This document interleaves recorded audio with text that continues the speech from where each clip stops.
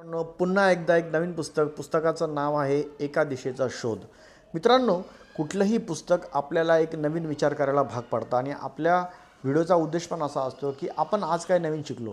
आपल्या वेगवेगळ्या पुस्तकांमधनं, वेगवेगळ्या विचारांमधनं आपण आपल्या उद्योगासाठी, आपल्या कर्मचाऱ्यांसाठी, आपल्या आयुष्यामध्ये काय वेगळा विचार करतो हे आपण बघत असतो. पण हे पुस्तकाचं वैशिष्ट्य असं म्हणजे हे फक्त एका दिशेचा शोध नावाचा एक विचार नाही, तर अनेक विचारांची क्रांती आपल्या मनामध्ये येते. वेगवेगळ्या प्रकारच्या दिशा कशा असू शकतात आणि आपण आपल्या भारताची प्रगती कशी करू शकतो, सामान्य माणसाचा त्यामध्ये काय रोल आहे, आपल्या देशाच्या बरोबरीचे देश किंवा काही देश जे आपल्यापेक्षा सुद्धा मागे होते ते वेगवेगळ्या देशांनी कसे पुढे गेले, त्यांनी काय काय प्रयत्न केले, त्यामध्ये त्यांनी सिंगापूर, मलेशिया, थायलंड असे चांगले चांगले उदाहरण दिले आहे. तर अशा प्रकारच्या चांगल्या प्रकारचं जर विचार आपल्याला मिळाले तर आपण कसे पुढे जाऊ शकतो. मुळात पुस्तकाच्या नावातसुद्धा एक वेगळा विषय आहे.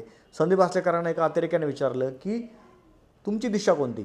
तुम्हाला जर असं वाटत असेल की मी अतिरेकी आहे आणि जर माझं दिशा कोणती, तर तुमची दिशा कोणती. आणि त्या प्रश्नाला उत्तर म्हणून त्यांनी हे पुस्तक लिहिलं की आपण भारत देशसुद्धा कसा पुढे जाऊ शकतो, ज्यामध्ये आरोग्यासाठी, ज्यामध्ये शिक्षणासाठी कुठल्याही सामान्य माणसाला पैसे द्यावे लागणार नाही, त्याला चांगलं आरोग्य मिळते, त्याला चांगला न्याय मिळते, चांगल्या सुविधा मिळते आणि एकाच एरियामध्ये राहणारी सगळी मुलं चांगल्या प्रकारच्या शाळामध्ये जात आहे. अशा प्रकारचं एक सुंदर चित्रण त्यांनी या पुस्तकामध्ये केलं आणि ते करण्यासाठी काय काय करावं लागलं ती सगळी माहिती त्यामध्ये दिलेली आहे. आता सिंगापूरचं आपण उदाहरण घेतलं तर सिंगापूरमध्ये सुद्धा हीच परिस्थिती होती काही वर्षांपूर्वी, पण तरीसुद्धा तिथली राजकीय घडामोडी, चांगल्या राजकीय गोष्टी तिथं ज्या घडल्या त्याचा सगळा फायदा सिंगापूरच्या लोकांना झाला.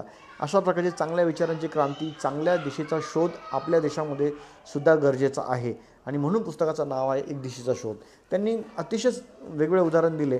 तर अजून एक तुम्हाला उदाहरण देतो की त्यांनी सांगितलं की पहिल्यांदा जेव्हा औद्योगिक क्रांती घडली 1870 ते 1800च्या काळामध्ये, 1780 ते 1800च्या काळामध्ये जी पहिली औद्योगिक क्रांती घडली त्यावेळेस चायना आणि इंडिया यांचा पूर्ण जगभराच्या व्यापारामध्ये वाटा होता, मॅन्युफॅक्चरिंगमध्ये 25% आणि इंग्लंड, युरोपचा वाटा होता फक्त 10%. पण पहिल्या औद्योगिक क्रांतीमध्ये वाफेच्या इंजिनाचा शोध लागला आणि त्यावेळेस इंग्लंडला त्याचा खूप फायदा झाला आणि प्रॉडक्टिव्हिटी खूप चेंज झाली. त्याचा अतिशय चांगला फायदा इंग्लंडला झाला, युरोपला झाला. दुसऱ्या औद्योगिक क्रांतीमध्ये 1860 ते 1900च्या काळामध्ये तर आपण त्या औद्योगिक क्रांतीमध्ये कुठेच नव्हतो, कारण की जर आपल्या एखाद्या माणसाने चांगला शोध लावायचा प्रयत्न केला तर इंग्रजांचे आपल्या शास्त्रज्ञांवरती लक्ष असायचं आणि फक्त एक चांगले कारकून तयार व्हावे याचा एक चांगला कटाक्ष इंग्रजांनी ठेवला होता. त्यामुळे भारतामध्ये त्यावेळेस चांगले शास्त्रज्ञ घडलेच नाही. त्यामुळे 1860 ते 1900 जी दुसरी औद्योगिक क्रांती होती, सेकंड इंडस्ट्रियल रिव्हॉल्युशन, त्या ठिकाणी तर आपण कुठेच नव्हतो.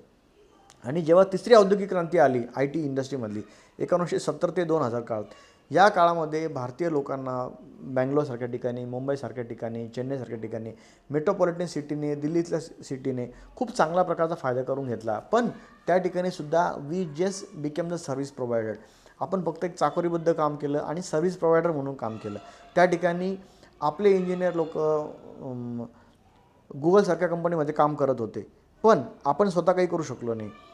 सन, मायक्रोसॉफ्ट यासारख्या कंपन्यांमध्ये सुद्धा भारतीय शास्त्रज्ञांनी काम केलं, पण भारतामध्ये IT रिव्हॉल्युशनमध्ये सुद्धा त्या प्रकारची चांगल्या प्रकारची सर्व्हिस प्रोव्हाइड केली गेली नाही. त्यामध्ये इन्फोसिससारखे फार छोटे उदाहरणं सापडतात की आपण काहीतरी वेगळं केलं. तर मित्रांनो, त्यासाठी जर आपल्याला खरोखर भारताचा विकास झाला पाहिजे असं वाटत असेल आणि जर आपल्याला स्वतःला ॲज अ सामान्य माणूस म्हणून सुद्धा आपण काय करू शकतो याचं खूप चांगलं उदाहरण, खूप चांगले विचार ह्या पुस्तकात दिलेले आहेत. तर मित्रांनो, आपल्याला एका दिशेचा शोध हवा असेल, आपल्याला प्रगती हवी असेल तर नक्कीच आपल्या विचारांमध्ये, आपल्या रोजच्या घडामोडीमध्ये आपण काय वेगळं नवीन करू शकतो याचं सुंदर विवेचन संदीप आचलेकर यांनी केलेलं आहे. राजहंस प्रकाशनचे खूप खूप आभार, त्यांनी इतकं सुंदर पुस्तक आम्हाला वाचायला दिलं. धन्यवाद.